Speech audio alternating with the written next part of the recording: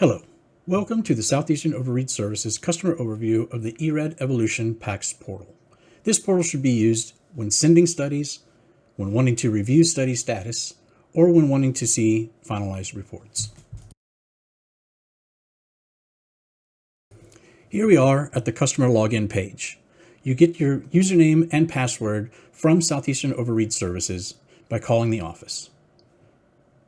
Once you type in your username and password, hit the login button to go to the default landing page. This will be the page that you see anytime you first log in. It will show you any new studies that you've recently transmitted and are not yet ready to be viewed by one of our providers. In the top left-hand corner, you can see the drop-down lists. They're numbered 1 for new studies, 2 for any studies that have errors or need adjustments, 3 in progress, 4 final reports. Let's take a quick look around our default lists. Here on the far right, you have the expansion tile. By opening this, you can see additional details about your study. You can close it by hitting the tile again. You can also just click on the study to expand this area.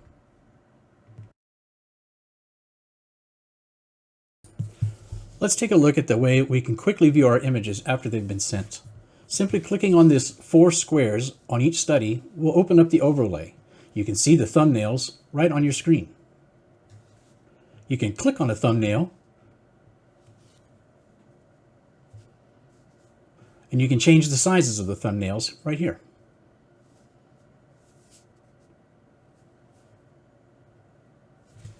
When you're finished, close by clicking the X. If you'd like to use our web viewer to view your images in a better format, or wish to see more details and have more options, simply click on a study, and then down here in your options, click on the web viewer icon. This will launch our web viewer in a full screen mode. From here, you have many options in the top right: full screen, layout panel, settings, change window layout, and you can close. If you click on one of the thumbnails, you'll open the image completely. Here you have limited options for window and leveling, as well as zoom in and out. When done, click the X to go back to the thumbnails. From here, you can also toggle the report panel on and off if there is a report attached to this study.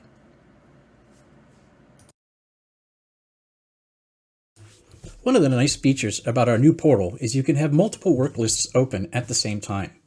Simply go to your list dropdown, select the next one you wish to open, and click it. It'll open a new tab shown at the top of your screen. Each tab displays the number of studies available on that work list. As you can see here, there are 2 on the default and 2 on in progress. Simply click on each one to switch between them. You can open as many as you like.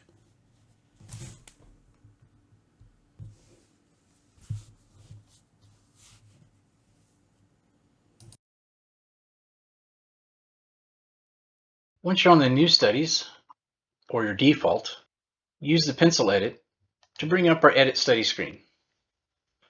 There's a couple of important areas you need to look at. First, right here is our exact instructions. Enter exam type and patient history in the upper left, then complete the QC below. I'll demonstrate. The first thing you have to look at is the exam type. If this is an XR or an X-ray, you can just hit X and it jumps all the way to the X's and select your X-ray type. Patient history is also a required field. Short number of breaths. If you have a note to the radiologist that you wish to send that will not appear on the report, this is where you will put that. It's also where you can put your priority.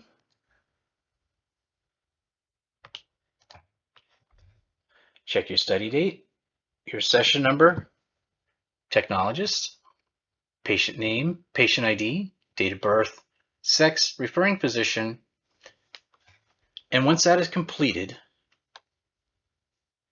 verified QC complete, ready for interpretation,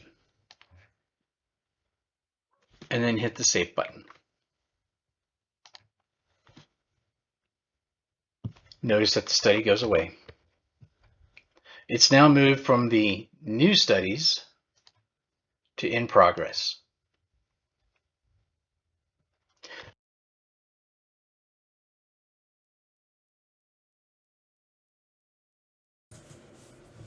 To view finalized reports, click the drop-down list, select number 4, Final Reports, for a list of the last 30 days of finalized reports that we've read. You can see the approved date right here in your grid. To view the report, simply click Inline on the study to open up the quick view, which will show you the report. This report is just for your viewing here, but not for printing. If you wish to print, click the Print Friendly button for a nice PDF rendered version of the report.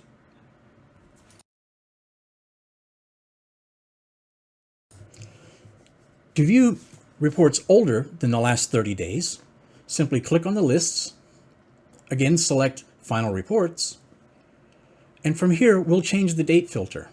Click right here where it says last 30 days to bring up the filter. Right here you can change from 1 month to more, or select the drop-down list and change from months to years. Now you're looking at 1 year by hitting the check. This will expand the row to show you more than just the last 30 days. Sometimes when sending studies to us, we make mistakes. To that end, we've created the error list. You can find that by hitting your drop-down and going to number 2, Error Studies, and you'll be displayed any studies that we currently need you to address. We're mainly looking for exam type and patient history. If either of these are missing, they'll be highlighted. To address this issue, simply find the reason, and then on the exact study itself, click the pencil button and address the issue. This one you can see is missing patient history. So we'll type it in. Shortness of breath, cough, and pain. Once entered, make sure that the verified says ready for interpretation and then hit the checkbox. Notice the study now drops off the error list. It's now ready for interpretation.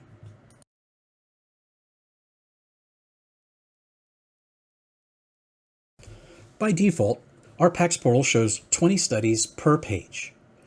If you run into a list in which you need to see more than those 20, simply scroll to the bottom of the work list. There you'll see the More button. Click the More button, and another 20 will be displayed to you. Scroll down and continue to hit More if you wish to see more than on the screen. You can do this as long as you like, and when the work list has reached the bottom, the More button will no longer display.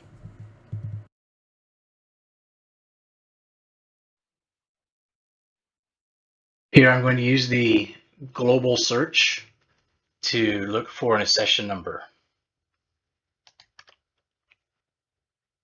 So use all of these things and you can see at and pound there, the hints. So if I type at 41374, it brings up all of those accession numbers. If I type pound 41374, it brings back all those patient IDs. And my search results are stored up here. You can also look for an accession number simply by clicking on the column header and type C41374. In our search results, this means it is equal to, this means that it begins with, and this means that it contains. I can also check the checkbox and make it not, and toggle between them. If I ever want to get out of any filter from the current work list that I'm on, like a session number, I can just grab it and drag it up top. and let go.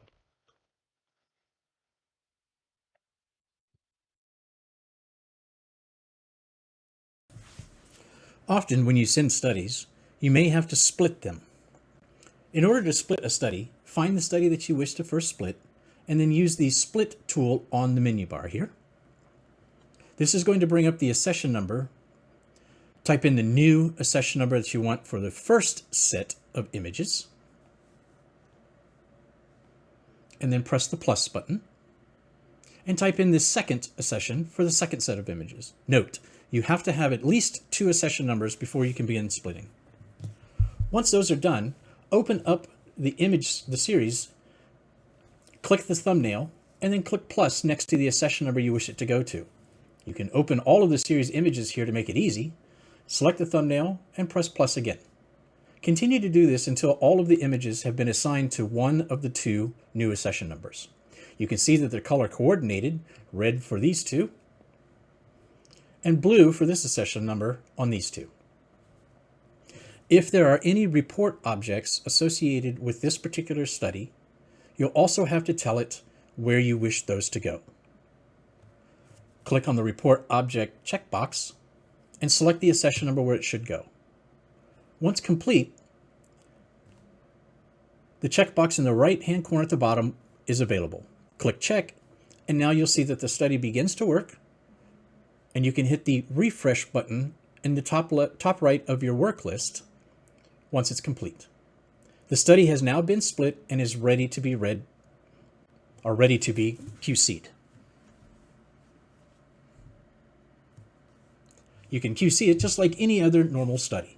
Click the check pencil button, type in the information,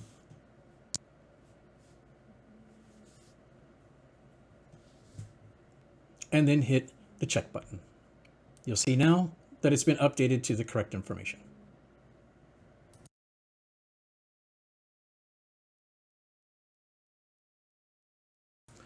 In the event that you have 2 studies that need to be merged back together, simply use the checkboxes on the far left to select the studies that you wish to merge.